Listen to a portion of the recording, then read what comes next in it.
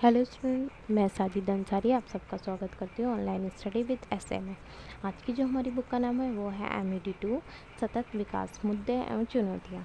आज का जो हमारा टॉपिक है वो है भारत भारत में बनाए गए किन्हीं 5 पर्यावरणीय विधानों का संक्षिप्त में वर्णन कीजिए। ठीक है, पर्यावरण से संबंधित 5 कानून के बारे में बताना है जो भारत में बनाए गए। ठीक है, पर्यावरण के निरंतर दोहन के मामले को देखते हुए हमारे देश में पर्यावरण संरक्षण के लिए कई कानून बनाएंगे। ठीक है, पर्यावरण का लगातार इतना ज़्यादा दोहन हो रहा है, इतना ज़्यादा शोषण हो रहा है, तो पर्यावरण की सुरक्षा करना बहुत ज़रूरी है, जिसके लिए हमारे देश में पर्यावरण की सुरक्षा के लिए कई कानून बनाए गए हैं। ठीक है, वर्ष 1970 में केंद्र सरकार द्वारा एक विधायन तैयार किया गया था। 1970 में केंद्र सरकार द्वारा एक विधायन कानून तैयार किया गया था। इस विधायन को 23 मार्च 1974 को राष्ट्रपति की स्वीकृति मिली थी। ठीक है, 1974 को केंद्र सरकार द्वारा एक विधायन कानून तैयार किया गया था और 23 मार्च 1974 को उसे राष्ट्रपति की स्वीकृति मिली थी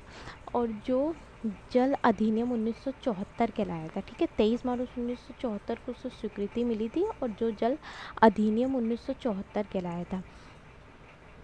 ये अधिनियम भारतीय पर्यावरण विधि के क्षेत्र में प्रथम व्यापक प्रयास था।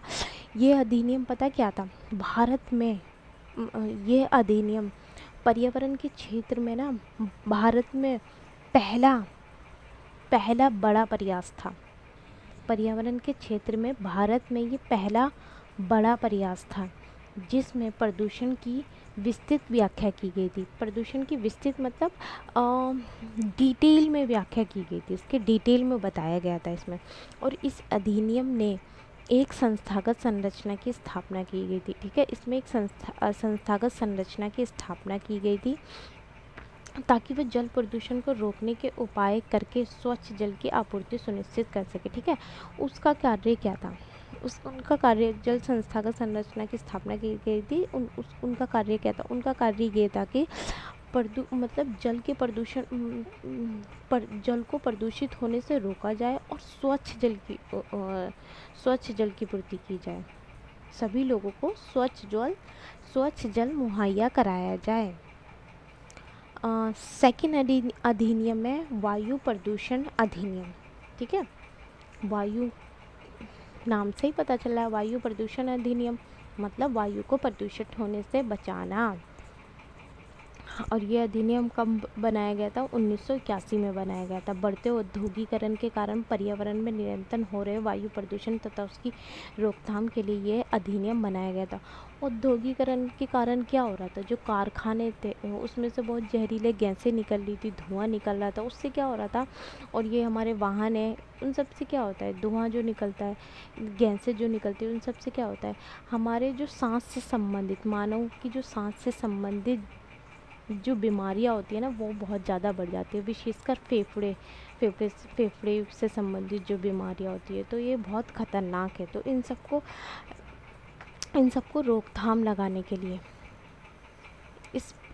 ये कानून बनाया गया था। इसकी प्रस्तावना में कहा गया था कि इसका मुख्य उद्देश्य पृथ्वी पर प्राकृतिक संसाधनों के संरक्षण के लिए सुनिश्चित कदम उठाना, प्राकृतिक संसाधनों का संरक्षण करना, इसका मुख्य उद्देश्य यह था। ठीक है, प्राकृतिक संसाधनों का संरक्षण किया जाए उसके लिए कदम उठाना और प्राकृतिक संसाधनों के संरक्षण में वायु की गुणवत्ता का ध्यान रखना। ठीक है, और इसका क्या था, वायु प्रदूषण है तो ऑब्वियसली वायु की गुणवत्ता का ध्यान रखना और वायु को प्रदूषित होने से बचाना, प्रदूषण ना हो उसका नियंत्रण करना, ये सारी चीज़ें शामिल थी।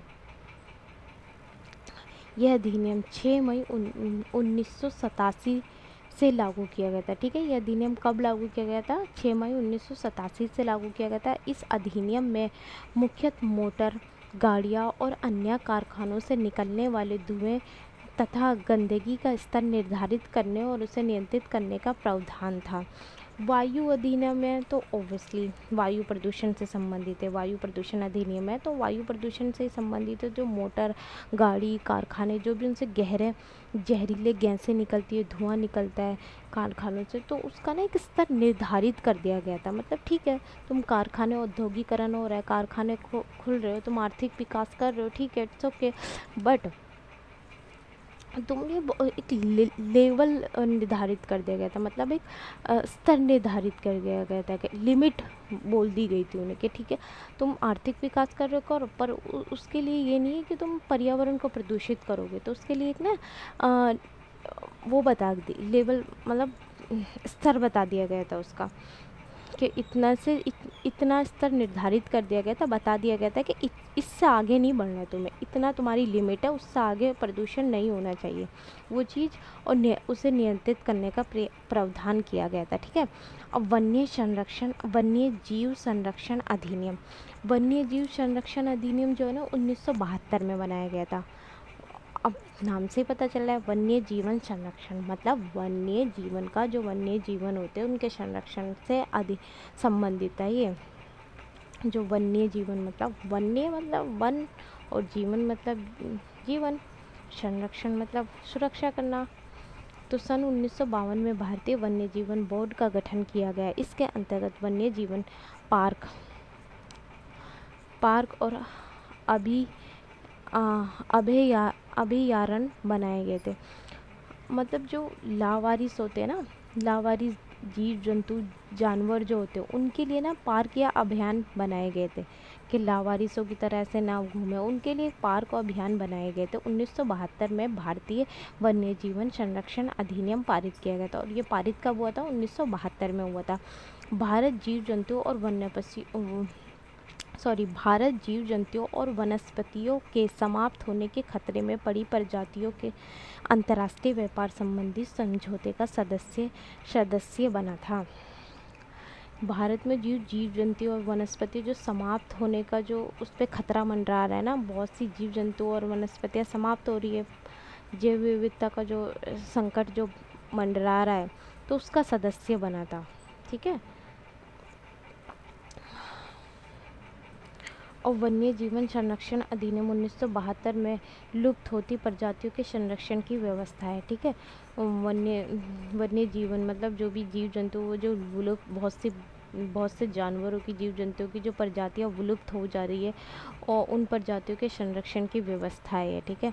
उनका संरक्षण किया जाए, उनका बचाव किया जाए, उसकी ये व्यवस्था है। और संकटग्रस्त वन्य प्रणालियों की सूची बनाई, जो संकट में है, जो बहुत सी ऐसी प्रजातियां हैं, बहुत से ऐसे जानवरों की जो प्रजातियां जो संकट में है, जिन्हें ज़रूरत की आवश्यकता है, तो उनकी सूची बनाई जाए। ठीक है। ताकि उन्हें बचाया जा सके संकट से, और उनके शिकार पर प्रतिबंध लगाया जा सके। बहुत से लोग हैं ना जो हिरण का, अन्य बहुत से ऐसे शेर, चीता, हिरण, इन सब जानवरों का शिकार करते हैं, तो उस पर प्रतिबंध लगाना, लुप्त होती प्रजातियों को संरक्षण देना तथा उसके अवैध व्यापार को रोकना। बहुत सी ऐसी जातियाँ हैं, जो विलुप्त हो चुकी है प्रजातियाँ, तो उसका संरक्षण करना, उसके संरक्षण के उपाय करना। क्या हो रहा है, मतलब जनसंख्या का इतना ज़्यादा भार बढ़ रहा है, पेड़ पौधे जब पेड़ पौधे ही नहीं रहेंगे, घर लोग बाग घर आप रहने के लिए अपना घर बना लेंगे, तो पेड़ जो जानवर है, जो जीव जंतु, वो कहाँ रहेंगे? उनके लिए तो जगह बच ही नहीं रही है। बहुत सी प्रजातियाँ ऐसी विलुप्त होती जा रही है। तो उनके संरक्षण का उपाय करना, उनके संरक्षण कैसे किया जाए उसमें सुझाव करना, ये सारी चीज़ें उसमें।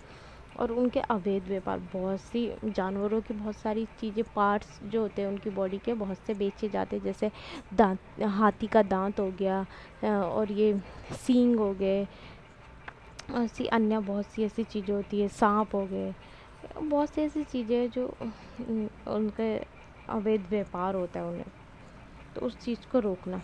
केंद्रीय चिड़ियाघर प्राधिकरण का गठन करना, चिड़ियाघर का गठन करना, संकटग्रस्त पौधों को संरक्षण प्रदान करना, जो संकट में जो ग्रस्त पौधे जो है उनका, पेड़ पौधे, जीव जंतु, उन सब जो संकट में है उनका संरक्षण करना। चिड़ियाघरों व अभयारण्यों का वंश वृद्धि कराना। ठीक है। चिड़ियाघरों इन सब में वृद्धि कराना, ज़्यादा से ज़्यादा बनाना, ज़्यादा से ज़्यादा चिड़ियाघर होएंगे तो उन्हें रहने के, जानवरों को रहने की जगह मिलेगी, इसलिए ज़्यादा से ज़्यादा चिड़ियाघर बनाना। वन संरक्षण अधिनियम 1980, भारत सरकार ने वनों के संरक्षण तथा भारत सरकार ने वनों के संरक्षण तथा वनों के विकास के लिए वन संरक्षण अधिनियम 1980 पारित किया था। ठीक है, भारत ने क्या किया था, वनों का संरक्षण हो और वनों का विकास हो, उसके लिए क्या किया था उन्होंने, वनों का संरक्षण मतलब वनों का बचाया जाए, सुरक्षित किया जाए, वनों को, पेड़ पौधों की कटाई ना हो, और वनों का विकास हो मतलब ज़्यादा से ज़्यादा पेड़ लगाए जाए। तो उसके लिए भारत ने वन संरक्षण अधिनियम 1980 पारित किया था। इस अधिनियम का मुख्य उद्देश्य वनों का विकास, वन की भूमि को गैर वानिकी कार्यों के उपयोग से रोकना, जो वन लगाने की जो भूमि है और उसे अन्य कार्यों में लगाया जाता है तो उसके उपयोग से रोकना, आबादी के बढ़ने तथा मानव जीवन की आवश्यकताओं को पूरा करने के लिए वनों को काटना स्वाभाविक है। ठीक है, आबादी इतनी ज़्यादा बढ़ गई है तो मानव जाति तो कहीं ना कहीं रह गए ना, घर में कहीं ना कहीं, क्या घर में ही रह गए, तो स्वाभाविक सी बात है, अपनी आवश्यकता को पूरी करने के लिए वनों को काटना स्वाभाविक है। अतः ऐसे कार्यों की योजनाएं बनाते समय वनों को काटने के लिए मार्गदर्शिका तैयार की जाए जिससे वनों को कम से कम नुकसान पहुंचाए। तो ऐसे कार्यों के लिए जो काटी जाएगी तो उसके लिए एक योजना बनाई जाए, उन्होंने बताया जाए कि इसके लिए, इसके मतलब तुम इसकी जगह क्या ऑप्शन रखा जाए, एक विकल्प दिया जाए कि इसकी जगह तुम ये करो, मार्गदर्शन, रास्ता दिखाया जाए उन्हें कि क्या सही है क्या गलत है, किस तरीके से करना है, वो सारी चीज़ें इसमें। अब वन संबंधी योजनाएं इस प्रकार हो ताकि वन संरक्षण को बढ़ावा मिले। ठीक है, वन संबंधी जो योजना है वो इस प्रकार हो ताकि वन संरक्षण को बढ़ावा मिले, वनों का ज़्यादा से ज़्यादा संरक्षण किया जाए, उन्हें बचाया जाए। वनों की कटाई जहाँ तक संभव हो रोका जानी चाहिए, वनों की कटाई को जहाँ तक संभव हो जितना हो सके उसे रोकना चाहिए। पशुओं के लिए चारागाह का ध्यान रखना, ठीक है, चारागाहों का ध्यान रखना और चारा का उत्पादन का भी ध्यान रखना, मतलब उनका उत्पादन भी होना चाहिए ना। अब चारागाह है, पशुओं के चारागाह बनवा दिया गया है तो उसका उत्पादन भी तो हो समय समय पर, उसका भी, उस चीज़ का भी ध्यान रखना। क्योंकि क्या होता है ना, हाँ, पशुओं को, गाय भैंस बकरियों को बस ऐसे चरने के लिए छोड़ देते हैं, वो ज़्यादा चराई के कारण जो मिट्टी की वो जो होती है गुणवत्ता होती है वो बंजर हो जाती है, उसकी गुणवत्ता ख़राब हो जाती है, वो बंजर हो जाती है तो किसी काम की नहीं रहती। तो इसलिए पशुओं के लिए चारागाह बनाए जाने चाहिए और चारों का उत्पादन के लिए विशेष प्रावधान किया जाना चाहिए, उनका उत्पादन के लिए किस तरीके से किया जाए उसका भी ध्यान रखा जाना चाहिए। कुछ समय के लिए वनों की कटाई पर पूर्ण प्रतिबंध लगाना चाहिए, कुछ समय के लिए वनों को बिल्कुल ना काटा जाए ताकि उन इलाकों में फिर से पेड़ पौधे उगाए जा सके। तो पेड़ पौधे उगने में तो टाइम लगेगा ना, तो इसलिए कटाई पे बिल्कुल प्रतिबंध लगा दो, बिल्कुल रोक दो। पर्यावरण संरक्षण अधिनियम 1986 भारत में पर्यावरण संरक्षण के लिए पर्यावरण अधिनियम 1986 में पास किया। इस अधिनियम का मुख्य उद्देश्य क्या था, वातावरण में घोषित रसायनों की अधिकता को नियंत्रित करना, वातावरण में जो रसायन घुस चुके हैं उसकी जो अधिकता है, मतलब जो बहुत ज़्यादा है, उसको नियंत्रित करना, उसे कम करना, और वह पारिस्थितिकी तंत्र को प्रदूषण मुक्त रखना, और जो पूरा पारिस्थितिकी तंत्र है उसको मुक्त करना, प्रदूषण से मुक्त करना, उसका प्रयास करता है ये। और इस अधिनियम के निम्न उद्देश्य है, ठीक है, पर्यावरण का संरक्षण एवं सुधार करना, पर्यावरण का संरक्षण हो, सुरक्षा हो और उसमें सुधार किया जाए। मानव पर्यावरण के स्टॉकहोम सम्मेलन के नियमों को क्रियान्वित करना, ठीक है, नियम बना दिए जाते, लागू कर दिए जाते, परंतु उनका कोई पालन नहीं करता है, तो उसको पालन किया जाए, क्रिया में लाया जाए। स्टॉकहोम सम्मेलन के जो भी नियम है उसे लागू नियम बन गए, लागू कर गए, परंतु उसे उनका पालन करना, क्रिया में लाना। मानव, प्राणियों, जीवों, पादकों को संकट से बचाना, मानव जो है, प्राणी जो है, जीव जो है, पादक जो, उन सबको संकट से बचाना। पर्यावरण संरक्षण के लिए सामान्य एवं व्यापक विधि निर्मित करना, पर्यावरण संरक्षण के लिए सामान्य और व्यापक विधियों का निर्माण करना जिससे पर्यावरण संरक्षण को ज़्यादा से ज़्यादा मात्रा में पर्यावरण का संरक्षण किया जाए, ज़्यादा से ज़्यादा स्तर पर। जैव विविधता संरक्षण अधिनियम 2002 भारत विश्व में जैव विविधता के स्तर पर 12वें स्थान पे। जैव विविधता संरक्षण, जैव का मतलब जीवन, विविधता का मतलब अनेकता, मतलब विभिन्न, विविधता मतलब विभिन्न, बहुत सारी जाति, ठीक है। जब एक साथ बहुत सारी जाति रहती है, मतलब जी कुछ भी हो सकते हैं वो, पेड़ पौधे जीव जंतु, तो उसे कहते हैं जैव विविधता। और भारत क्या है, भारत जैव विविधता के स्तर पर ना 12वें स्थान पे, विश्व में, पूरे विश्व में वो 12वें स्थान पे, जैव विविधता के स्तर पर वो 12वें स्थान पर आता है, अकेला भारत। और अकेले भारत में लगभग 45,000 पेड़ पौधे व 81,000 जानवरों की प्रजातियां हैं। अकेले भारत में 45,000 पेड़ पौधे व 81,000 जानवरों की प्रजातियां पाई जाती है।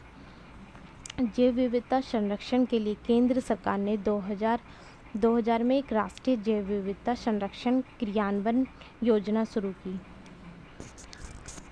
जैव विविधता संरक्षण के लिए केंद्र सरकार ने क्या किया था, 2000 में एक राष्ट्रीय जैव विविधता संरक्षण क्रियान्वयन योजना शुरू की थी, क्रिया में एक योजना बनाई थी। जैव विविधता संरक्षण के लिए 2000 में एक योजना बनाई थी, जिसमें गैर सरकारी संगठनों, वैज्ञानिकों, पर्यावरणविदों तथा आम जनता को भी शामिल किया गया था। इसमें किस किस को शामिल किया गया था, एक योजना बनाई थी, ठीक है। सरकार ने 2000 में एक राष्ट्रीय जैव विविधता योजना बनाई थी, जैव विविधता संरक्षण योजना बनाई थी। और उसमें किस किस को शामिल किया गया था, गैर सरकारी संगठनों को, वैज्ञानिकों को, पर्यावरणविदों और आम जनता को भी।